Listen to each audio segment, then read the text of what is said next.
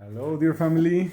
Hello, we are here in live conversations with Expansive Art alumni. And today we have Taylor Holt. She also calls herself Taylor Ambrose, who's now joining in. And she's I don't know how you call it, like a poet. Yeah, she's a poet, and she joined us on like two trainings back, and it was so beautiful to have that expression of poetry during the ceremonial sessions. So, how is it that guitar music? Occultation. And there it is. Hi. Nice to see you again. Good to see you. So, how are you? How is it that it's been going for you? That you've been giving ceremonies. I saw you have one coming up. Yeah. Yeah, it's been wonderful. Yeah, I've been doing live group ceremonies probably once a month, something like that, and then been doing some private ceremonies outside of that. But yeah, I just did one last week, a group ceremony with a dear friend of mine, and so we kind of co-created it together, which was really fun. Nice. Yeah, I'm finding I really love co-creating my ceremonies with people, like mixing different, medicines, the hape or things like that. And yeah, just holding space with someone else. Yeah, something that we were talking on the last session about how great it is when two or three or four people come together and they co-create. It Mm-hmm. becomes not only a blend, but Mm-hmm. also a mix of styles and of intentions. Yeah. The community just feels stronger. Yeah, absolutely. Yeah, it feels like music, like you're creating music together, like an orchestra. Yeah. Ah, that's beautiful. Mm-hmm. So Yeah. Taylor, share with us a little bit about your ceremonial path. How is it that you first started, like your first ceremonies, like Mm-hmm. attending, maybe the first experiences you had? Mm-hmm. Absolutely. Well, my first experience with cacao was with you guys in Oh, wow. Monterey. Yeah, that was my first experience with cacao. I had never even really, I'd maybe had it like casually, but never had it in ceremony. And it was quite a journey to get down to Mexico for myself on that particular trip. And I just remember arriving, it was supposed to be a 7 hour drive and it took over 9 hours. And we just had a lot of trouble getting down there. And I got there and was feeling really ungrounded at the time. Just, ungrounded in my body and feeling a lot of anxiety, just not really knowing a lot of the people that were there, feeling a little out of my element. And almost as soon as I got there, they were like, okay, it's time to go into ceremony with Carlos and Michelle, like a cacao ceremony. And I was just like, a what? Because I was just so out of it, so like nervous for some reason. And in that ceremony, I remember it felt like coming home for the first time in a long time, if not ever, like coming home to my body, coming home to my heart, my mind. Felt just like I was in the presence of family, and it was really an earth-shattering experience for me, in a really beautiful and gentle way. And so that was my first experience with cacao with you guys. And then I remember before even leaving Mexico, I asked you guys, I was like, I want to learn. I have to learn more about this medicine. And it just so happened you guys were starting your course the next month, I think it was. And so yeah, it was just beautiful being in that training with you guys and learning like about the medicine in such depth. It was really wonderful. And it was pretty much during and right after that ceremony that I started facilitating my own ceremonies. So it's been a little over a year now that I've been facilitating pretty regularly. Yeah. Yeah, yeah, I Mm-hmm. was very active, and we're very happy and very proud of that. That Yeah. some people take the training and then like it kind of just passes away, but some people really like Mm-hmm. follow it up and Yeah, continue the journey, which is really beautiful. absolutely. I mean, it really felt like just a joining of all the things that I've gone through in life so far. You know, it just felt like it was all culminating in this medicine and facilitating this medicine. My yoga training, my just my own experience with death and rebirth, and you know, all of these themes. Just again, just kind of like culminating in this experience of being able to facilitate this medicine. So yeah, it's been really, really a joy to lead people through that. Mm-hmm. What was for you that? Because I think we never asked you that. What was like the thing that you enjoyed the most about the training? Mm.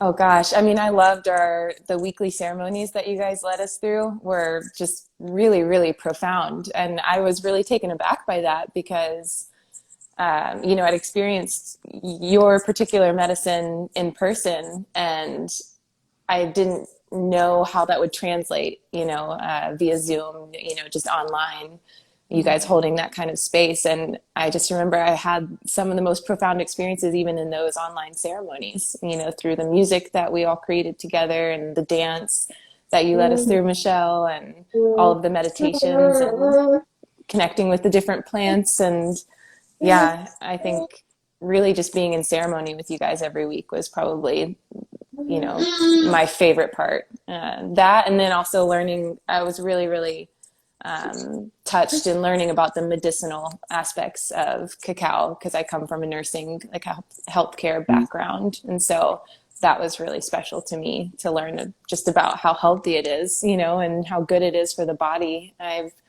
used a lot of that knowledge in my practice now, even to the point of last Christmas, I brought some cacao home to my parents because my dad was struggling with high blood pressure. And so I told him, I was like, here, like, let me make cacao for you and let's drink it every day. And we'll check your blood pressure, you know, every day and see if it goes down. And it steadily went down every single day that we had cacao together. Yeah. Wow, that's beautiful. Yeah. Yeah. It was amazing. It is amazing. Somehow the medicine just has its own wisdom and Mm-hmm. makes its own way. Mm-hmm. In, Absolutely. in this essence, I feel like really soft, maybe really Mm-hmm. tender. It's not like wow, but just like Yeah. serpent like. But when Yes. it arrives to the Yes. heart, it's like wow, wow. Yeah. We have Absolutely. a lot of testimonies Mm. about like I have not imagined ever that cacao would get me into such a profound Mm-hmm. meditation state, transformation. Mm-hmm. Yeah. Yeah. Absolutely. Yeah. I could get this cacao right now. Yes, Mm, Yes. good. Yeah. no. Andrea, Hello, good day. beautiful. Mm-hmm. So, you were a nurse, Mm-hmm. and at the same time, you always like loved doing poetry. When did you start doing poetry? Oh gosh, when I was little, I think my real first memories of writing poetry was I was maybe 6 or 7 years old, and my mom, she's born around Halloween, and Halloween is her favorite holiday. She's very eccentric in that way.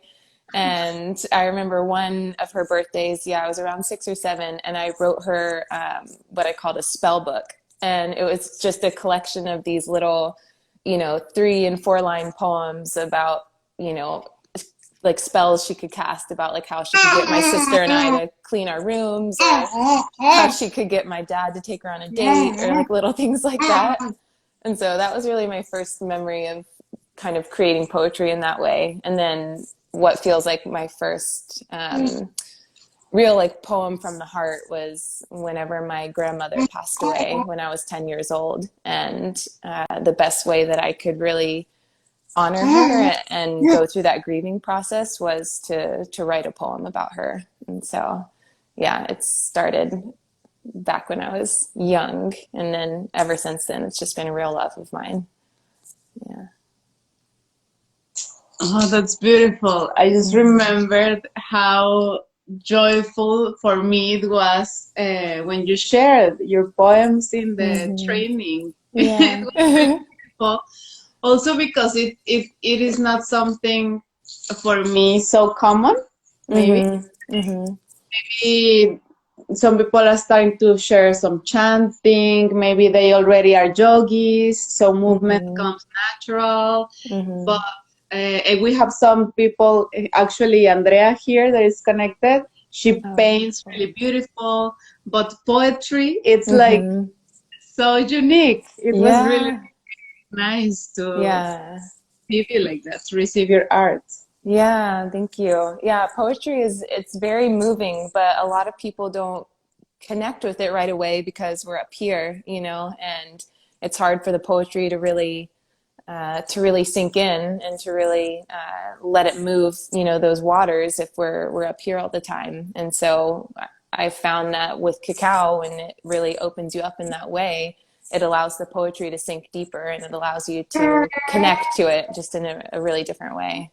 And also because, I mean, I think about it because poetry is, you know, words, and words is kind of like processed in a part of the brain that is that does sometimes tend to analyze, but I guess the beauty of poetry is it like bypasses and speaks to you in symbols, like goes beyond the analytical structure of language, no, and it goes more into the feeling structure of language. And it's something that, for example, I when I first started doing live concerts around maybe 14 years ago, I used to always do like a song and then a poem, a song, a poem. And it kind of like people were a little like, isn't it just music? But I guess some of the lyrics that, funny enough, then became songs. Those poems, for me, they had such a strong presence. Where it was just silence and a voice speaking, and like it is. No, when you're singing, you're kind of like moving with rhythm and everything, like melody. But when it's just a voice speaking these symbols, these codes, I think it activates, like you say, strongly emotions and like, then again, codes within people. No? That's Absolutely. I mean, the way that the words, I mean, honestly, like you were saying, Michelle, earlier about how cacao has a very like serpentine, you know, movement in the body, and it really finds its way to the heart, or it finds its way to different emotions that are maybe stored in different places. I feel like poetry has that same effect. It works in kind of a serpentine way without you even really realizing it. And yeah, I love that about poetry too, that you can say a lot with a little, you know. Yeah. And also it's like, for me, it's not even trying to understand like the connection with the words, but sometimes like a chant, it's just the sound, the melody of it, the feeling of it that is already bringing something more than the concepts or what does it mean. The words, those words put together. Yeah, absolutely. like painting with words, and sometimes the paintings don't have to be representative of something physical, no, or something. Yeah, like so. Yeah, absolutely. So when you lived this first ceremony that you talked about in La Huasteca with us, and then doing the training, how did you see any change in the way you write poetry, or? Yeah, I think I definitely there was a change in my process in how I approach poetry and how I write it, because I think before, a lot of my experience with poetry, like, you know, from a young age, is I would sit there and I would think about it a lot. You know, I'd think about how I wanted to rhyme this, or how I wanted to say this, or put this feeling out there. And so I would write a poem, you know, over a period of days or months, even sometimes even a year. You know, it would just take me a long time to really, string together these words in an eloquent way that I felt like really valued what I was feeling. But I think after the ceremony and after working with cacao so much, now it's almost like I'll go a while without writing a poem, and then it'll just hit me and I'll just feel inspired, and I'll just all of a sudden start writing, and I'll get an entire poem out within 5 minutes. You know, my hand can't move, you know, fast enough to just get this poem out. And so I feel like cacao has definitely opened up my heart in that way, that things just move more swiftly. It's like how the cacao dilates your blood vessels and the water in your body moves more swiftly. It's the same way with my words. Yeah.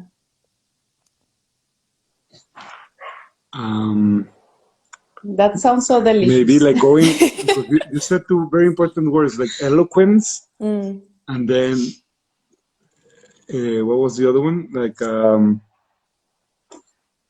inspiration.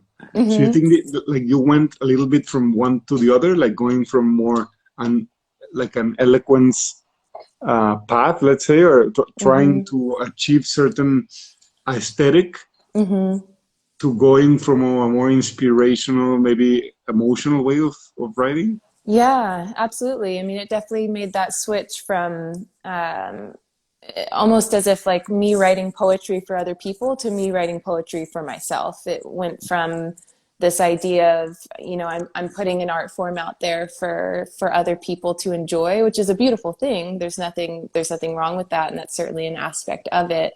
But it went from that to really purely a form of self-expression. Yeah, I would say that's the big switch there. And hopefully it still comes out in an eloquent way. Hopefully I don't lose that piece of it, but there's less of the mind chatter around that and more from the heart. So once you took the training and started like facilitating ceremonies, how has it been for you to like integrate? I mean, something that you've always done, like poetry, and how has it like influenced people? How do you see people have been touched by it? Yeah. I mean, certainly whenever I am facilitating ceremony, whenever I start bringing the poetry out, that's really when I, just from an observer standpoint, start to notice the tears flow, and the bodies move just in a different way. I really noticed that the words just kind of help people sink a little bit deeper into their really embodied practice and their embodied feeling. I think it's soothing, kind of like you would tone or sing. There's something about the voice that really soothes people. I just notice it really does bring out a lot more emotion in people during ceremony. And so, I don't think I've ever facilitated a ceremony now without poetry in some form or another, whether it's my own poems or I pull a lot from the Radiant Sutras. I don't know if you guys have read that, the Sanskrit teachings, but I use a lot of that in my ceremonies. Yeah. So I would love to attend one of your ceremonies, Taylor. I would love that. That's such a dream. It would be such a dream to have you guys. Yes, let's make it happen. Yes, please. Even after we heard you on the training, we haven't, I think, incorporated that. I mean, we always guide through the words, but it's not the same, the words that just flow in the moment, that words that have been already like worked through in a way.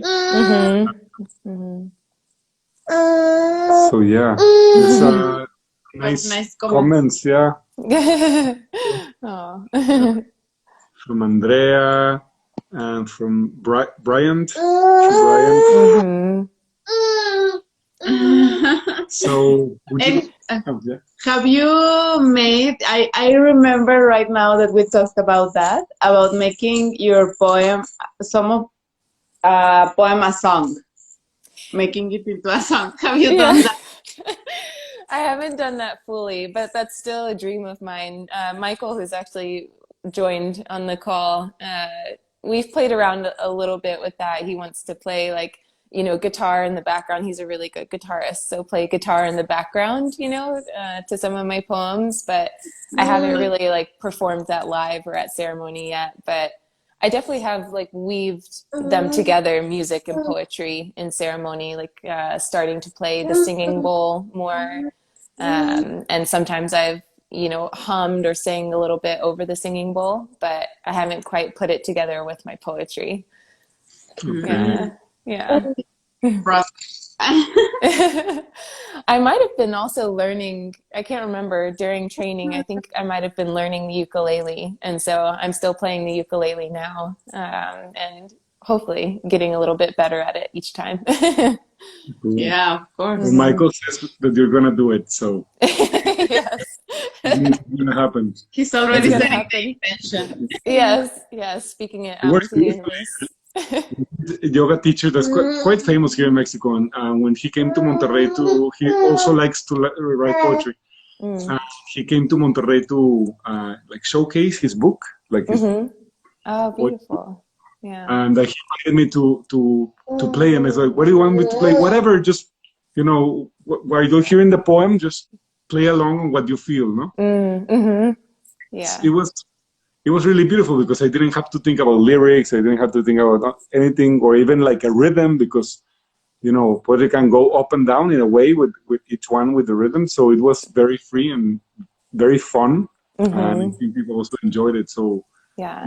imagine that it's going to be a Yeah. Yeah. I mean, there's something about that really, like reverent silence that you were talking about earlier, where it's just silence and someone is speaking words, speaking poetry. Yeah, there's something really beautiful about that. But then also on the other side of that, I think when you incorporate the music, in the background or music alongside the poetry, it almost helps with that opening of the body. It kind of gets people into a more open state, and it's like a little doorway, into the heart. Yeah. Yeah. It kind of like sets the emotional ambience if done correctly, obviously. If it goes with the poem, maybe if you're, Right. saying a poem about something very beautiful and you're playing something very creepy, then it might be. That's true. It's a skill. Yeah. It'd be interesting form of art. Yeah. Contrasting emotions. Absolutely. So, speaking of which, would you like to share something? Yeah. I can share. I'll share a couple of things. So I'll share one of my favorite poems that I read, or the Sanskrit teachings from the Radiant Sutras, because it's something that I pretty much read consistently in all of my ceremonies. And so I can read a couple of those. And I think I also read or wrote this poem, My Cacao Blood. I wrote it perhaps during our training. Yeah, So I can read that again. It's actually been a while since I've read that one. Please. Yeah, I remember it during the training. Yeah. Yeah, so this is one of the sutras from the Radiant Sutras. This body is made of earth and gold, sky and stars, rivers and oceans, masquerading as muscle and bone. Every substance is here. Diamonds and silver, magical elixirs, ambrosia that gives visions, herbs that nourish and heal. The foundation of the planet, immortal magnetic iron, circulating in the blood. Every element in you loves the others. Earth loves rain, sky loves sun, and sun loves the space it shines through, and space loves everyone equally. In meditation, luxuriate in knowing this deep and simple truth. Every cell is an organ of sense infused with majesty. There is a space in the heart where everything meets. Come here if you want to find me. Mind, senses, soul, eternity, all are here. Are you here? Enter the bowl of vastness that is the heart.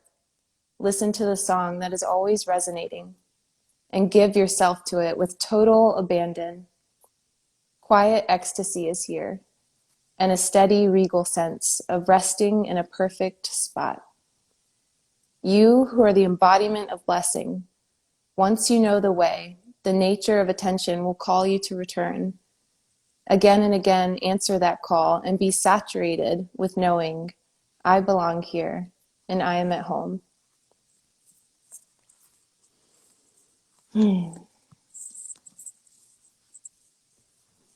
Now I have a doubt. Did you take like your name Ambrose from that? No, I didn't. That's my given name is Ambrose, but it's just beautiful. It's Oh, poetic how that worked out, yeah. Ambrosia. Yeah. I Uh, always thought it was like an artistic name. no, yeah, it's my given name from my father's side of the family. Yeah, yeah. Oh, beautiful. Yeah.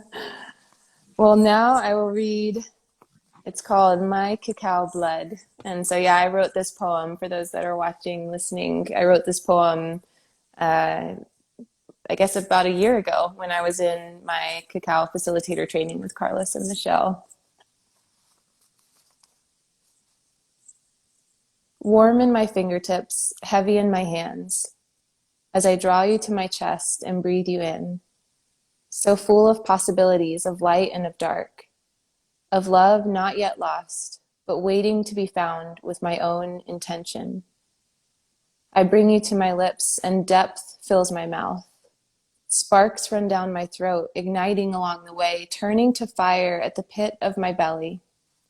You enter my veins, my heart, and become one with my blood. As you course through my body, gently at first, you inspire thought before form. Before the stories we weave together from past experiences and future expectations. My mind becomes blue sky, and my thoughts the changing clouds. You make a bed for me on the soft grass as I bask in the golden sun and observe. As you course through my body, picking up pace, you inspire movement, an awakening of all my senses, a full incarnation of this form. I am at home in my body. I am at home on this earth. As you course through my body, I begin to tune inwards, liquid energy pregnant with potential, with vitality. With love, this oceanic energy ebbs and flows, sometimes tranquil trickles and sometimes wild waves. But through the waves, I do not waver, embracing all of me, all that is. To the eternal song, we begin to dance again, my beloved cacao blood. Love that. Mm-hmm. A lot of that poem was really inspired by you guys and the way that you facilitated our training and our ceremonies, just this idea of the ebb and flow, of energy. And I remember using the word incarnation. That was something that I remember hearing you say a lot, Michelle, just like feeling fully into this particular incarnation and feeling so much bliss in embracing all of that and all of who we are right in this very moment. So that was a lot of inspiration from you two. Nice. Mm-hmm. I love how this giving and receiving is Mm-hmm. just like sharing, because we inspired you and then you inspire us back. Now Yeah. I'm feeling so inspired because I love to write a lot also, Mm. but lately, like for years I have not been writing, and like a week ago I just started like writing. Yes. Like, oh, I should take out some poems from that. Absolutely. Yes. I can't wait to hear them. Maybe they come out in a song. Yes. Oh, yes, please. Oh yeah, your way of writing, because I mean, I do most of the songwriting, but now that Hmm. she's been writing songs, like her way of writing is kind of like that. Like it seems like it started out like a poem because it's very like figurative in a way, her way of writing, and I'm Hmm. a little bit more like on the spot of what I'm trying to say. Hmm. So Yeah. it's I, beautiful to have Yeah. that way of writing that is not so literal. I love that. Hmm. Like how Andrea just said here, like she could feel everything running through her body. Like she just Hmm. got into a cacao ceremony from your poem, I think. Yes. Oh, I That's love that. beautiful because there's a lot Yeah. of images Yeah. just showing up. Hmm. Maybe images, maybe just the sensation, maybe, I don't know, some colors just Hmm. by listening to these poems. Absolutely. Yeah. Well, that's Really. what I mean, poetry, I love about it that it can capture a moment, it can capture a feeling, it can capture a particular medicine like cacao. And so, that's really, it really is capturing the essence or the spirit of whatever it is that you're wanting to, portray and put out there into the world. And so even if you're not, I can read a poem about grief, and even if I'm not grieving anything at that particular moment, I can feel the grief move through my body. And it's the same thing with medicine. If I am to write a poem about cacao and read it to people, people can actually tap into Mama Cacao and her spirit. Same thing with other medicines. If I were to write a poem about, Grandmother Aya or things like that, then the spirit of the medicine can be in the poem and can enter into people through that. Yeah. Have you found yourself in a cacao ceremony and just like feeling like I have to write this poem right now? Have I? I'm sure that I have. I've definitely gotten lots of downloads and things like that, during ceremony, and it comes out in journaling, and sometimes it comes out in a poem, or sometimes it just comes out in words on a page. And but I've definitely gotten that inspiration from ceremonies. And have you found improvising, like a poem right there, just like coming out in the middle of the ceremony? Yeah.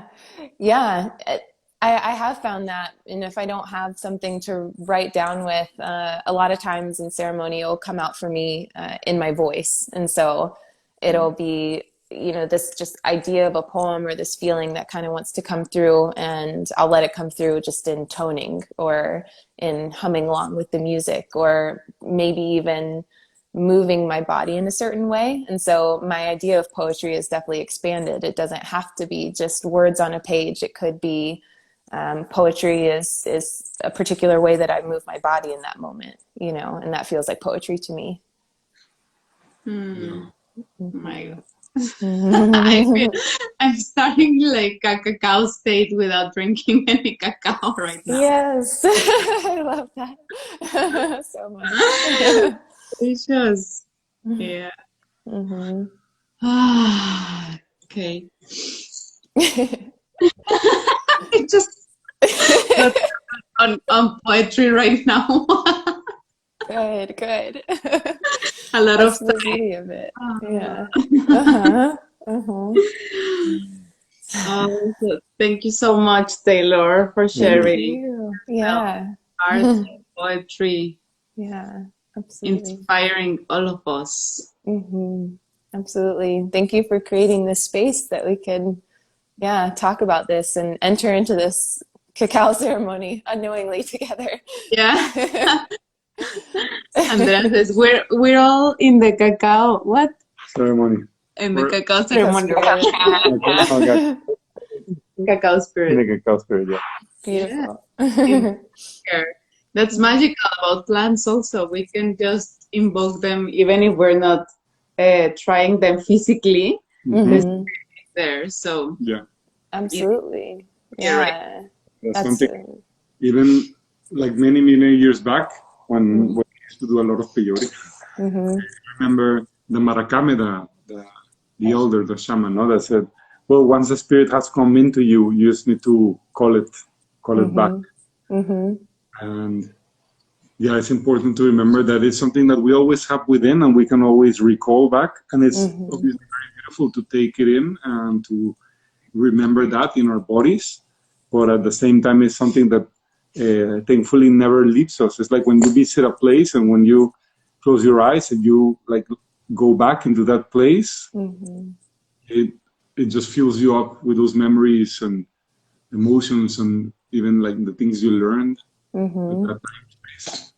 And it's beautiful to have that seed within us. It is. Yeah, I mean, everything that exists in nature, exists within us, as within, so without. And so all of that is in us. And so if I want to feel like the ocean, I can close my eyes and I can feel like the ocean, or if I want to feel like the sunlight, or if I want to feel like a thunderstorm, or, a particular medicine, even if I've had, I don't know if I've experienced it myself, but I've definitely had other people reflect back to me, you know, that they haven't even had this particular medicine yet, but if they can get themselves into that state, they can feel the energy of that medicine because, you know, before the beginning of time, you know, it's all built into us and built into this particular incarnation of us. And that's a really beautiful gift to be able to tap into anything at any time. Yeah. Mm-hmm. And that's the beauty about humans as well. We're kind of like chameleons of nature. Mm-hmm. Mm-hmm. Absolutely. With anything at any point. Yeah. Yeah. It's a gift. That's so magical. So thank you a lot also for our Instagram community here, sharing, connecting, sharing in commentaries. Please, if you see this in a recording, feel free also to keep sharing, to keep commenting. We love to read you, to receive you. And also to invite you, because we're starting our 4th generation of expansive art this August 15th. This time it will be only English version, because we do sometimes Spanish, sometimes English, sometimes bilingual. It's really fun. Yeah, beautiful. Oh, I could not recommend it enough to anybody that's considering learning more about this medicine. It was, you know, you have those moments in life that just mark, you know, it's like a little bookmark that just shifts you into a new chapter. And your facilitation was definitely one of those moments for me. So, maybe I'll take another training from you guys when you do another bilingual one, because, okay, let me see. Yo aprendiendo español, pero no entiendo mucho. Nice. Oh, that would be the best way to learn. Yeah, right. We're saying that because last group was bilingual. So some of them, we had one person, Laurel, which she talks only English but lives in Mexico. Oh, it was like, oh, here's also like Spanish classes for me. Yeah. We were reading everything, you know, first English, Spanish, first also in songs like Spanish. So she was learning Spanish also. So it's combo training. You can learn Spanish also. That's perfect. I need that. I reminded you that you're always welcome to all the trainings that we do. All the students can repeat and can join in, and well, that, you know, the information stays with you always, so you can always revise it and join and share with other groups. We're also talking about maybe inviting other past students if they want to come in and share a little bit of their medicine, maybe a poem, you know, in your case. Yeah. Oh, I would be honored. Yeah. Yeah, that would be really nice. Let's do that. Okay. So thank you for being here. Thank you for your time, Taylor, your smiles. Yeah. It's been so wonderful to connect with you because I remember a lot the process you were going on when we were on the training. And now, like in a totally different frequency, smile, you know, your face, everything. So it's really, really nice to know that Cacao and Ceremony, of course, has been part of this transformation, and it's so tangible, you know, right now. Absolutely. Oh, thank you. Thank you so much. Taylor. Let's keep connecting. See you in Mexico soon. Yes, yes, you will. See you soon. Also, we want to go to Austin soon, so let's make some together. Yes, let me know. Let me know when you do. Want to take a passport? Well, we can move. Yes, perfect. All right. Thank you so much, you guys. Bye. Have a nice day. Thank you, Andrea, Michael, everyone. Thanks for joining in. Bye. Bye.